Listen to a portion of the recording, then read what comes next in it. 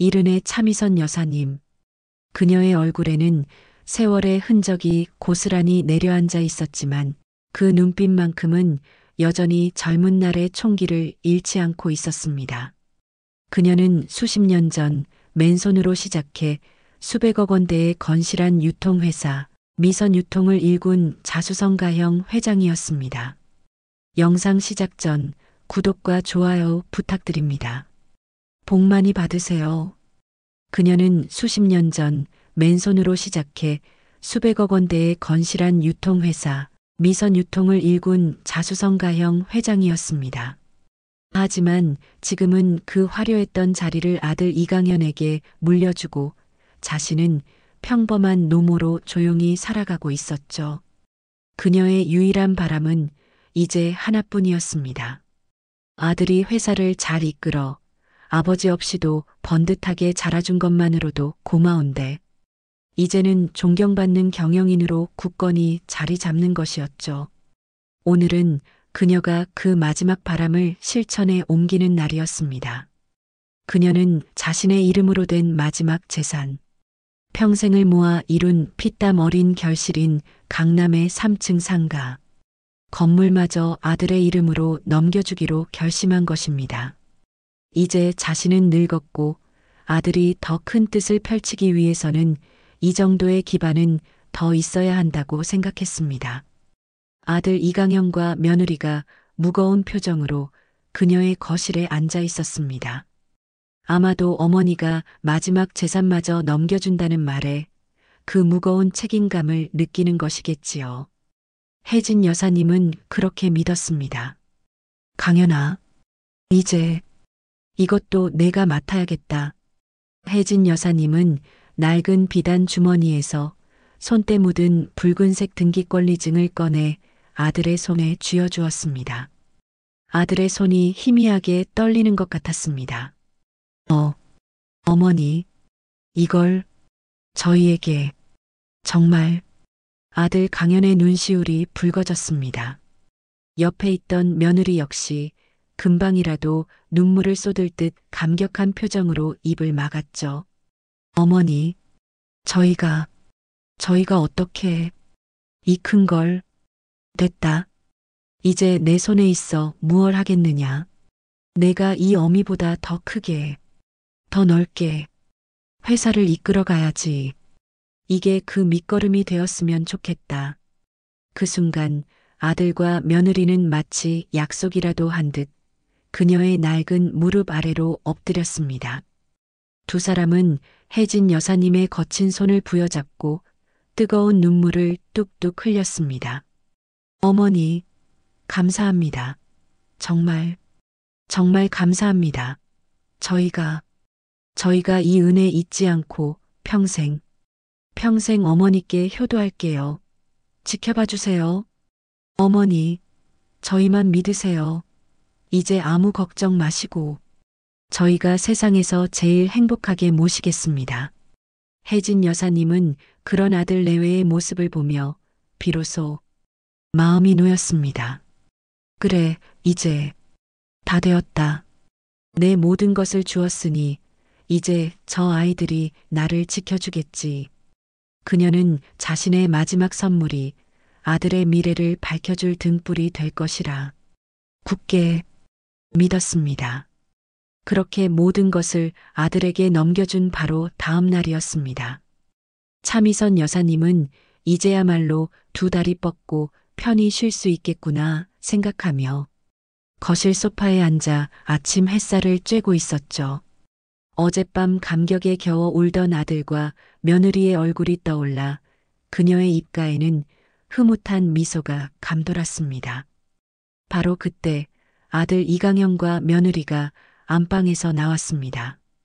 그런데 그들의 표정이 어제와는 사뭇 달랐습니다.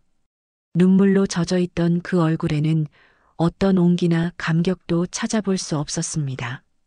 그저 차갑고 딱딱한 마치 낯선 사람을 대하는 듯한 무표정뿐이었죠. 며느리는 더 이상 그녀에게 따뜻한 아침 인사도 건네지 않았습니다.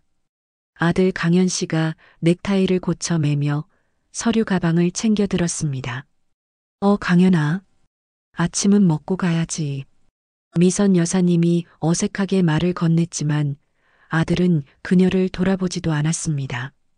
그는 현관으로 향하며 아주 차갑고 사무적인 목소리로 말했습니다. 어머니, 오늘 오후에 사람 올 겁니다. 짐 챙기세요. 사람? 짐이라니? 어디 여행이라도 보내주려고 그러느냐? 그제야 아들이 고개를 돌렸습니다. 그의 눈에는 어제와 같은 뜨거운 효심 대신 귀찮음과 경멸이 뒤섞인 듯한 얼음장 같은 시선이 박혀 있었습니다. 어머니, 이제 재산도 하나 없으신데 저희랑 계속 같이 살긴 좀 그렇지 않습니까? 뭐라고? 다 어머니 생각해서 그러는 겁니다. 저희도 바쁜데 언제까지 어머니 병수발 들고 살 수는 없잖아요. 이제 요양원 가셔야죠. 요양원? 미선 여사님은 자신의 귀를 의심했습니다. 평생 효도하겠다며 무릎 꿇고 울던 아들의 입에서 불과 하룻밤 만에 나온 말이라고는 도저히 믿기지 않았습니다. 며느리는 한술 더 떴습니다. 어머님, 저희도 저희 인생이 있어요. 이제 저희한테 의지하지 마시고 전문가들한테 맡기시는 게 서로 편하잖아요. 내 인연. 내가 어떻게. 미선 여사님이 분노로 몸을 떨며 며느리에게 손을 치켜들려던 순간 아들이 그녀의 팔을 거칠게 낚아챘습니다. 어머니, 아직도 정신 못 차리셨어요? 그날 오후 약속된 시간에 정확히 2명의 낯선 사내가 집으로 들이닥쳤습니다. 건장한 체격에 병원 관계자라고는 믿기 힘든 험악한 인상이었죠. 그들은 다짜고짜 미선 여사님의 방으로 들어가 그녀의 낡은 옷가지 몇 개를 가방에 쑤셔 넣기 시작했습니다. 이 이놈들, 뭐 하는 짓이야? 당장 내 집에서 나가. 강연아, 며느라가, 이게 무슨 짓이냐고. 미선 여사님은 필사적으로 저항했습니다. 하지만 늙은 노파의 힘으로는 역부족이었죠. 사내들은 마치 짐짝을 옮기듯 그녀의 양팔을 우악스럽게 잡아 끌었습니다. 짐승처럼 끌려나가며 그녀는 식탁 위에 놓인 서류 한 장을 보았습니다. 진단서 피성년후견인 차미선. 상기 환자는 중증 치매로 인한 판단력 상실. 모든 것이 계획된 것이었습니다. 강연아, 안 돼. 이놈들아, 이거 내가 내 어미다. 이놈들아. 그녀의 처절한 절규는 굳게 닫힌 현관문 너머로 차갑게 흩어졌습니다. 그녀가 도착한 곳은 효심요양원이라는 간판이 걸린 도시 외곽의 쓸쓸하고 낡은 건물이었습니다. 철컥. 무겁고 차가운 쇳소리와 함께 그녀가 갇힌 병실 문이 그녀의 등 뒤에서 무정하게 잠겼습니다. 그렇게 1년이라는 시간이 흘렀습니다. 아니, 1년이라는 세월을 버텨냈다고 해야 맞을 겁니다. 차미선 여사님이 갇힌 효심요양원은 이름과는 정반대인 곳이었습니다. 그곳은 지옥이나 다름없었죠. 그녀는 서류상으로 중증 치매 환자였습니다. 그 말은 즉 그녀가 하는 모든 말은 망상이고 그녀가 하는 모든 행동은 이상 증세로 취급된다는 뜻이었습니다. 할머니, 밥 먹기 싫어요? 그럼 굶어요. 또 소리 지르네. 저 할망구, 오늘따라 왜 저래? 약이나 더 먹여. 간병인들은 그녀를 사람으로 대하지 않았습니다. 그녀가 아무리 나는 차미선이다. 나는 정신이 멀쩡하다. 라고 외쳐도 돌아오는 것은 귀찮음이 가득한 핀잔과 심할 때는 거친 손길뿐이었습니다. 식사는 다른 환자들이 먹다 남긴 것 같은 차갑고 눅눅한 죽 한 그릇이 전부일 때도 많았죠. 그녀의 자존심은 하루하루 무너져 내렸습니다. 수백억 원대 회사를 이끌던 그 냉철한 회장 차미선은 온데간데 없었습니다. 그저 더러운 환자복을 입고 멍하니 창밖만 바라보는 힘없는 노인네만 남아 있었죠. 그녀는 수없이 탈출을 시도했습니다. 하지만 쇠창살이 박힌 창문과 굳게 잠긴 쇠문은 70 노인의 힘으로 어찌해 볼 도리가 없었습니다. 가장 고통스러운 것은 아들 강연에 대한 배신감이었습니다. 어떻게 내 아들이 나를. 그녀는 아들에게 연락하기 위해 수없이 기회를 엿봤습니다. 청소부의 카트에서 몰래 휴대전화를 훔치려다 들켜 매를 맞기도 하고 몰래 쓴 편지를 다른 환자 보호자에게 전해달라 애원하다가 독방에 갇히기도 했습니다. 그러던 어느 날 기저귀처럼 기회가 찾아왔습니다. 간호사실에 아무도 없는 틈을 타 휠체어를 굴려 전화기 앞까지 간 것입니다. 그녀는 떨리는 손으로 1년 만에 아들 강연의 번호를 눌렀습니다. 따르릉, 따르릉. 신호가 갔습니다. 심장이 터질 것 같았죠. 여보세요? 강연아, 나다. 엄마야. 강연아. 수화기 너머로 아들의 차갑고 마른 침묵이 흘렀습니다. 강연아, 제발 엄마 좀 여기서 꺼내다오. 내가 다 잘못했다. 제발. 어머니, 거기서 푹 쉬세요. 그게 다 어머니를 위한 겁니다. 다시는 전화하지 마세요. 딸깍. 전화가 끊겼습니다. 미선 여사님은 수화기를 든 채 그 자리에 돌처럼 굳어버렸습니다. 아들이 이 모든 것을 알고 있었습니다. 아니, 이 모든 것을 아들이 직접 꾸민 것이었습니다. 바로 그때였습니다. 등 뒤에서 싸늘한 목소리가 들려왔습니다. 또 시작이네. 이 할망구가 진짜 보자 하니까. 어느새 다가온 간병인이 그녀의 손에서 수화기를 거칠게 빼앗아 내동댕이 쳤습니다. 아드님이 어머님 만나기 싫다는데 왜 자꾸 귀찮게 하셔? 그녀의 거친 손이 미선 여사님의 뺨을 인정사정 없이 후려쳤습니다. 짝! 소리와 함께 미선 여사님은 휠체어에서 바닥으로 굴러떨어졌습니다. 차가운 바닥에 쓰러진 그녀의 눈에서 마지막 남은 희망의 불씨마저 꺼져버렸습니다. 그렇게 또 한 계절이 흘렀습니다. 차미선 여사님의 눈빛은 이제 완전히 빛을 잃었죠. 그녀는 더 이상 저항하지도 울부짖지도 않았습니다. 그저 휠체어에 멍하니 앉아 창밖의 사계절이 하염없이 바뀌는 것만 바라볼 뿐이었습니다. 뺨을 맞아도 아픈 줄 몰랐고 밥을 굶어도 배고픈 줄 몰랐습니다. 그녀는 정말로 아들이 원했던 그 치매 노인이 되어가는 듯 했습니다. 그러던 어느 쌀쌀한 가을날이었습니다. 요양원이 아침부터 부산스러웠죠. 오늘은 아주 높은 분들이 봉사활동 오신다며 간병인들이 억지로 노인들의 옷을 갈아입히고 얼굴을 닦아주었습니다. 냄새나면 안 된다면서 말이죠. 잠시 후 M&K 홀딩스라는 이름표를 단 사람들이 요양원 로비로 들어섰습니다. 이 낡고 초라한 요양원과는 어울리지 않는 아주 번듯하고 고급스러운 옷차림의 사람들이었죠. 그들은 빵과 음료수 그리고 따뜻한 내복 선물 세트를 들고 와 노인들에게 일일이 나눠주기 시작했습니다. 차미선 여사님도 휠체어에 앉은 채 그 행렬의 끝에 멍하니 앉아 있었습니다. 그녀에게는 아무런 감흥도 없었죠. 빵이든 내복이든 아무 소용없는 것들이었습니다. 어르신, 빵 드세요.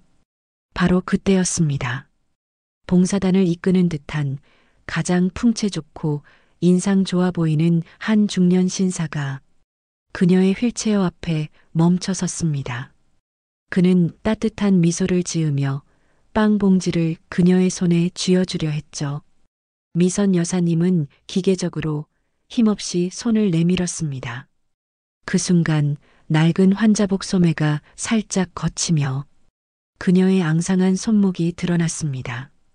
그 손목에는 아주 오래되었지만 뚜렷하게 남아있는 낡은 화상 흉터가 자리 잡고 있었습니다.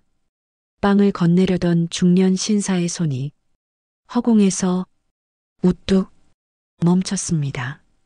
그의 눈이 믿을 수 없다는 듯 그 낡은 흉터를 향해 고정되었습니다. 그는 천천히 고개를 들었습니다. 그리고 휠체어에 앉은 노파의 얼굴을 헝클어진 백발과 깊게 팬 주름 그리고 모든 것을 포기한 그 텅 빈 눈동자를 아주 자세히 들여다보았습니다.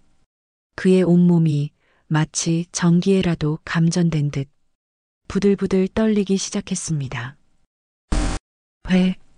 회장님? 그의 입에서 바람 새는 듯한 목소리가 터져 나왔습니다. 그는 손에 들고 있던 빵 바구니를 와르르 바닥에 쏟는 것도 잊은 채 그 자리에 털썩 무릎을 꿇었습니다.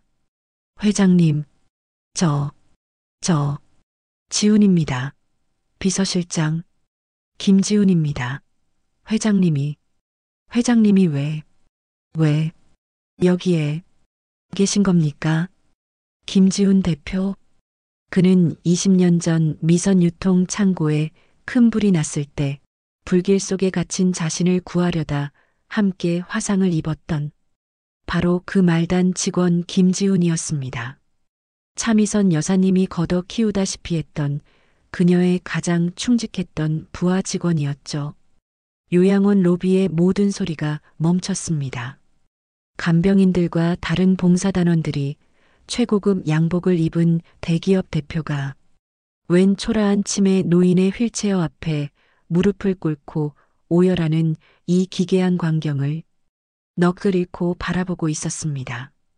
차미선 여사님, 지난 1년간 죽은 듯이 텅 비어 있던 그녀의 눈동자가 아주 천천히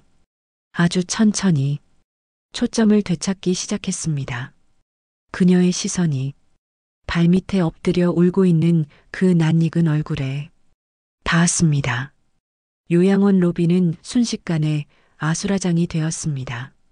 최고급 양복을 입은 대기업 대표가 웬 초라한 휠체어 노파 앞에서 무릎을 꿇고 오열하는 광경. 간병인들과 다른 봉사단원들은 이게 도대체 무슨 상황인지 입을 떡 벌린 채 그저 바라볼 뿐이었죠. 김지훈 대표? 그는 20년 전 불길 속에서 자신을 구해준 생명의 은인이자 아무것도 없던 자신을 믿고 키워준 차미선 회장님의 얼굴을 잊을 리 없었습니다. 비록 세월에 깎여 앙상해지셨지만 그 눈빛 깊은 곳에 남은 기계, 그리고 무엇보다 그 손목의 흉터, 그것은 두 사람이 함께 지옥을 견뎌낸 증표였습니다. 회장님, 어찌 이런 곳에? 김지훈 대표의 절규 섞인 외침에 차미선 여사님의 텅 비어있던 눈동자가 아주 천천히 흔들리기 시작했습니다. 1년 만이었습니다. 아니, 그보다 훨씬 더 오랫동안 잊고 살았던 누군가가 자신을 회장님이라고 불러준 것이 말입니다.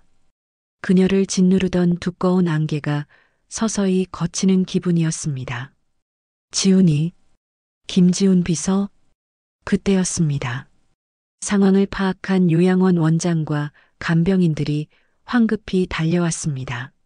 아이고, 대표님, 이러시면 안 됩니다. 이 할머니, 지금 중증 치매셔서 사람을 못 알아보시고. 하지만 김지훈 대표의 눈빛은 이미 얼음장처럼 차갑게 변해 있었습니다. 그는 오열을 멈추고 자리에서 일어났습니다. 그리고는 자신의 부하 직원들에게 마치 전투를 지휘하는 사령관처럼 명령했죠. 지금 당장 우리 그룹 법무팀에 연락해. 이 요양원 당장 폐쇄시킬 준비해. 그리고 여기 원장하고 간병인들 전원 경찰에 고발해 감금 및 학대 혐의다. 그는 더 이상 봉사활동을 온 선한 기업가가 아니었습니다. 그는 차미선 회장이 키워낸 냉철한 승부사였습니다. 그는 휠체어에 앉은 차미선 여사님에게 다가가 자신의 두꺼운 외투를 벗어 그녀의 앙상한 어깨에 덮어주었습니다. 회장님, 여기서 나가셔야 합니다. 제가 모시겠습니다. 저희 회사 병원으로 가시죠. 지금 당장 세상에서 가장 좋은 검진을 받으셔야 합니다. 간병인들이 보호자 동의 없이는 안 됩니다. 아드님, 이라며 막아섰지만 김지훈 대표의 싸늘한 한마디에 모두 입을 다물었습니다. 보호자? 내가 이분의 보호자요. 아니, 내가 이분의 아들이요. 그렇게 차미선 여사님은 1년 만에 지옥 같던 그곳을 빠져나올 수 있었습니다. 김지훈 대표의 검은색 최고급 세단 안. 차는 조용히 서울 시내를 향해 달렸습니다. 차미선 여사님은 창밖으로 스치는 너무나도 낯설어진 풍경을 멍하니 바라보았습니다. 지난 1년의 기억이 악몽처럼 스쳐 지나갔죠. 배신감, 굴욕감, 절망감. 하지만 그 모든 감정 끝에 아주 차가운 무언가가 그녀의 심장에서 다시 타오르기 시작했습니다. 그것은 분노였습니다. 그녀는 천천히 입을 열었습니다. 목소리는 쇠약했지만 그 안에 담긴 힘은 여전했습니다. 김 대표, 오랜만이군. 회장님, 말씀 마십시오. 우선 병원부터. 아니, 김 대표, 지금 미선 유통 어떻소? 그녀의 첫 번째 질문은 자신의 아니가 아니었습니다. 그녀가 평생을 바친 회사였습니다. 김지훈 대표는 잠시 망설였습니다. 그는 옛 상사의 회사가 어떻게 돌아가는지 늘 멀리서나마 지켜보고 있었습니다. 회장님, 솔직히 말씀드려야겠습니다. 김지훈 대표의 보고는 참혹했습니다. 아들 이강현은 회사를 물려받은 뒤 무리한 사업 확장과 투자를 감행했습니다. 특히 차미선 여사님이 마지막으로 물려준 그 3층 상가, 건물까지 담보로 잡혀 막대한 대출을 받았다는 것이었습니다. 그래서 지금 미선 유통은 심각한 부도 위기에 몰려 있습니다. 당장 다음 주에 돌아오는 어음만 수십억입니다. 이것이 바로 그녀가 그토록 기다렸던 결정적 단서였습니다. 차미선 여사님은 눈을 감았습니다. 아들은 어머니를 버렸을 뿐만 아니라 어머니의 평생이 담긴 회사까지 잿더미로 만들고 있었던 것입니다. 그녀가 다시 눈을 떴을 때 그 눈은 더 이상 멍한 노인의 눈이 아니었습니다. 모든 것을 잃었지만 이제 모든 것을 되찾으려는 잠자는 사자의 눈이었습니다. 김 대표, 내 아들놈 회사, 그 부실 채권들, 우리가 전부 사들입시다. 아들 이강현 씨에게는 지옥 같은 아침이 밝았습니다. 그는 어머니 차미선 여사님이 요양원에서 감쪽같이 사라졌다는 전화를 받고는 처음에는 그저 노망난 노인의 가출 정도로 여겼습니다. 하지만 거의 동시에 회사 경리에게서 걸려온 다급한 전화는 그의 피를 차갑게 식게 만들었죠. 대표님, 큰일 났습니다. 저희 회사의 부실 채권이란 채권은 지금 정체 모를 세력이 닥치는 대로 싹쓸이하고 있습니다. M&K 홀딩스라는 곳입니다. M&K 홀딩스, 그리고 사라진 어머니. 강현 씨는 그제야 모든 조각이 맞춰지는 것을 느꼈습니다. 설마 어머니가. 그는 어머니의 성정을 잘 알았습니다. 평생을 일군 회사가 망해가는 것을 그 어머니가 가만히 지켜볼 리 없었죠. 그리고 자신을 요양원에 가둔 아들을 결코 용서할 리 없었습니다. 안 돼. 안 돼. 강현 씨는 공포에 휩싸였습니다. 어머니가 복수를 준비 중임을 직감한 것입니다. 그는 어머니를 떠올렸습니다. 늘 최악의 상황에 대비해 비상금을 숨겨두시던 어머니의 치밀함. 그는 기억해냈습니다. 아버지가 돌아가신 직후 어머니가 스위스 은행에 만들어둔 아무도 모르는 그 비밀 계좌를 말입니다. 그는 당장 변호사를 대동하고 은행으로 달려갔습니다. 그의 손에는 어머니를 치매 환자로 만들었던 바로 그 법적 서류, 성년후견인 지정서가 들려 있었죠. 여기 서류 있습니다. 저희 어머니, 차미선 여사님은 지금 중증 치매로 인한 판단력 상실 상태입니다. 당장 어머니 명의의 모든 해외 계좌 지급 정지해 주십시오. 은행 창구 직원은 법적 서류 앞에서 망설일 수 없었습니다. 그렇게 차미선 여사님이 복수를 위해 남겨두었던 그녀의 마지막 생명줄, 마지막 남은 비상금 통장마저 아들의 손에 의해 꽁꽁 묶여버리고 말았습니다. 같은 시각 김지훈 대표는 차미선 여사님이 머무는 안전가옥으로 돌아왔습니다. 그의 표정은 그 어느 때보다 어둡고 절망적이었습니다. 그는 차마 휠체어에 앉아 창밖을 바라보는 옛 회장님의 뒷모습을 바라볼 수가 없었습니다. 회장님, 큰일 났습니다. 무슨 일인가, 김 대표? 아드님이 회장님의 마지막 스위스 비상금 통장까지 모두 막아버렸습니다. 차미선 여사님의 어깨가 아주 희미하게 떨렸습니다. 아들이 자신의 마지막 숨통까지 끊어버린 것입니다.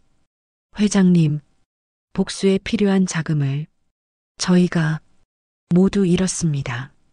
이제 회장님께는 정말 아무것도 남지 않았습니다. 미선 유통의 운명이 걸린 긴급 주주총회 날이 밝았습니다. 회의장 안은 살얼음판처럼 차갑고 팽팽한 긴장감으로 가득 찼죠. 회사의 존폐가 오늘 이 자리에 달려 있었습니다. 아들 이강현 대표는 그러나 이상하리만치 자신감이 넘쳐 보였습니다. 그는 단상 위에 서서 모여든 투자자들과 주주들을 향해 의기양양하게 떠들고 있었죠. 여러분, 걱정 마십시오. 우리 미선유통 절대 무너지지 않습니다. 오늘 이 자리에서 새로운 투자 유치를 발표하고 회사를 2배, 3배로 키워낼 것입니다. 그는 어머니의 마지막 비상금 통장까지 막아버렸으니 이제 더 이상 자신을 방해할 세력은 없다고 확신했던 겁니다. 그는 자신이 이 모든 위기를 극복하고 회사를 완벽하게 손에 넣었다고 믿어 의심치 않았습니다. 바로 그 순간이었습니다. 쾅! 회의장의 육중한 정문이 마치 폭발이라도 일어난 듯 거칠게 활짝 열렸습니다. 회의장의 모든 소음이 멎었습니다. 수백 명의 시선이 일제히 문이 열린 그곳을 향했죠. 그곳에는 휠체어 하나가 서 있었습니다. 그리고 그 휠체어를 밀며 들어오는 한 남자. 바로 재계의 실력자로 떠오른 M&K 홀딩스의 김지훈 대표였습니다. 주주들이 술렁이기 시작했습니다. 저 사람이 왜? 김지훈 대표가 여길 왜? 하지만 사람들을 더욱 경악하게 만든 것은 김 대표가 밀고 온 휠체어에 앉아있는 존재였습니다.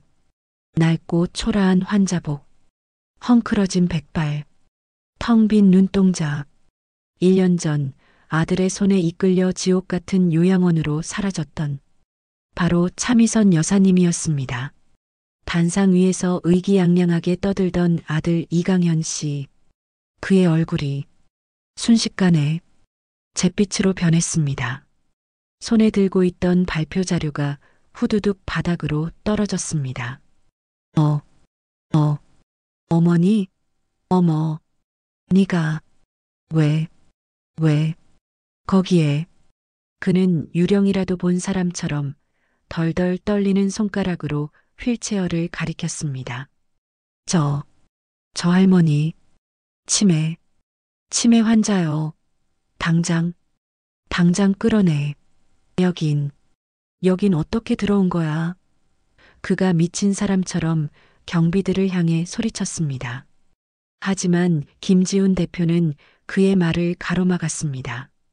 그는 휠체어를 밀고 회의장 정중앙, 단상 바로 앞까지 걸어왔습니다. 그리고는 휠체어에 앉은 옛 주인을 향해 20년 전 비서실장 시절처럼 깍듯하게 허리를 숙였습니다. 회장님, 이제 회장님 차례입니다. 그 말에 휠체어에 앉아 미동도 없던 차미선 여사님, 그녀가 천천히, 아주 천천히 고개를 들었습니다. 그녀의 텅 비어있던 눈동자에 다시 차갑고도 매서운 옛 미선 유통차 회장의 빛이 돌아와 있었습니다. 그녀는 휠체어의 팔걸이를 짚었습니다. 그리고 앙상하게 마른 다리에 힘을 주며 1년 만에 처음으로 자신의 두 발로 땅을 딛고 일어섰습니다. 회의장의 모든 사람들이 숨을 죽였습니다. 차미선 여사님은 더 이상 휠체어에 기댄 노인이 아니었습니다. 그녀는 비틀거리지도 않았습니다. 꼿꼿하게 허리를 편 그녀는 단상을 향해 한 걸음 또 한 걸음 걸어갔습니다.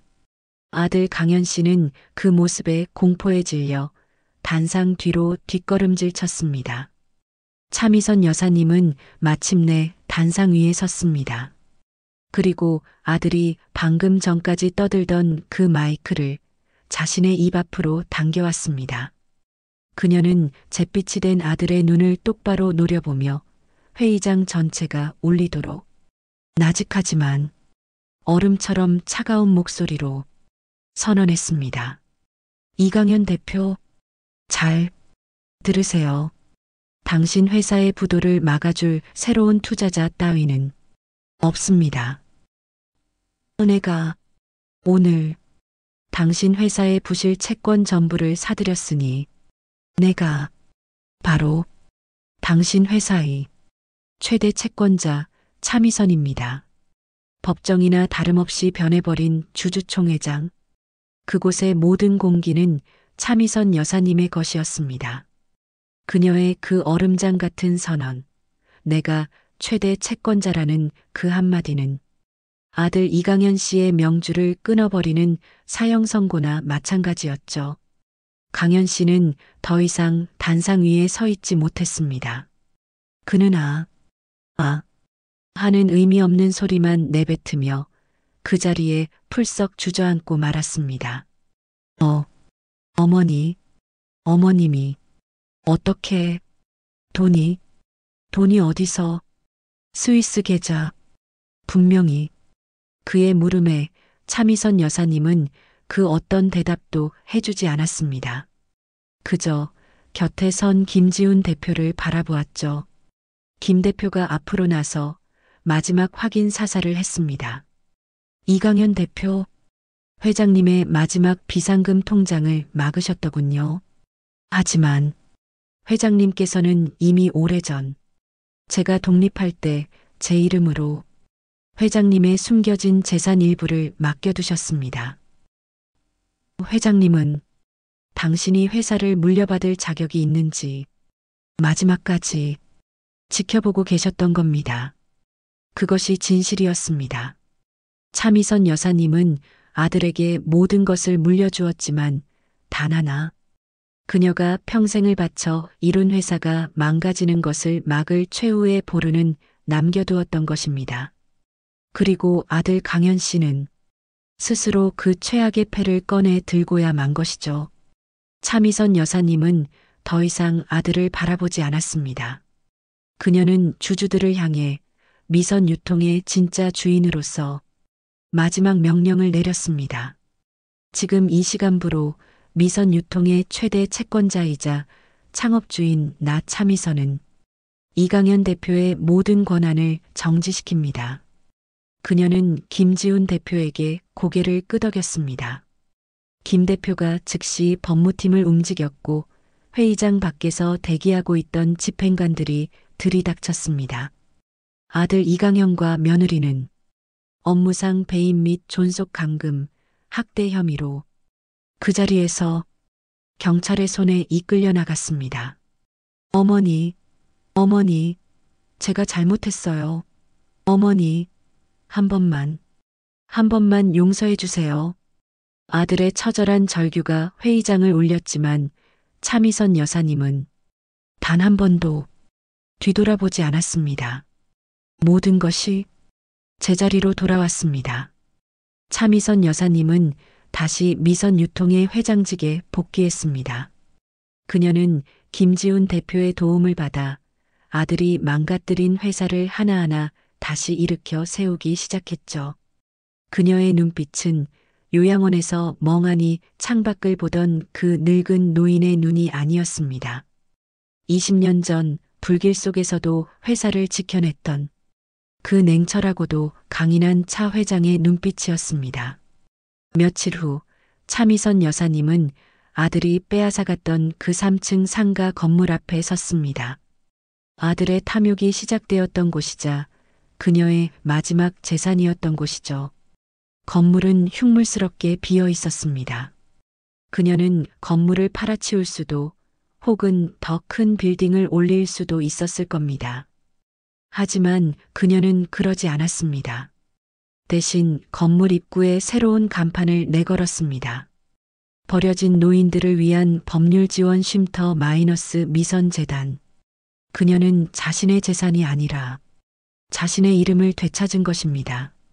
그리고 그 이름으로 자신처럼 가장 믿었던 이에게 버림받은 노인들을 지켜주기로 결심한 것입니다. 가을 햇살이 낡았지만 깨끗해진 그 건물 간판 위로 따스하게 쏟아져 내리고 있었습니다. 오늘 사연은 어떠셨나요? 재미있으시다면 주변에 공유해 주시고 댓글과 함께 구독, 좋아요 부탁드립니다.